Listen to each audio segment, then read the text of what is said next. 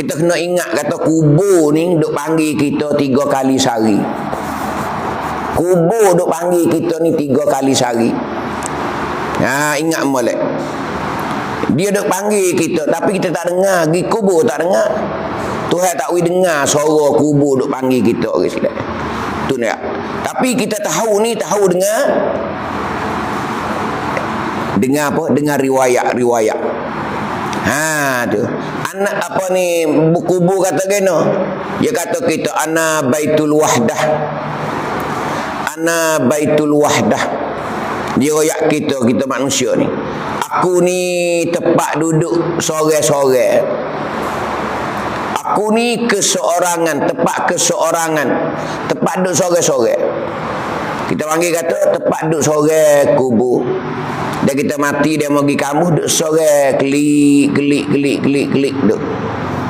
Kalau kita amalan banyak, bekalan kita banyak, alhamdulillah.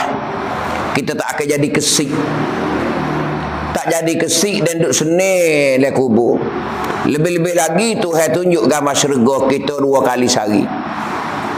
2 kali sehari Tuhan tunjuk gambar syurga. Siapa dia ahli khair?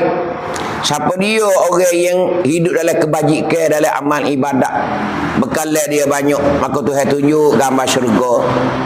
Tuhan tunjuk gambar syurga. Ibu-ibu, ayah-ayah, ingat molek. Di mana-mana hamba duk royak ni je. Alhamdulillah. Hamba duk royak ni, duk pesan. Hamba ni lepas pesan nak ayat kata. Lagi tak mati duk lagu ni hamba ni. Lagi duk boleh ngajar, lagi boleh duk royak kuliah.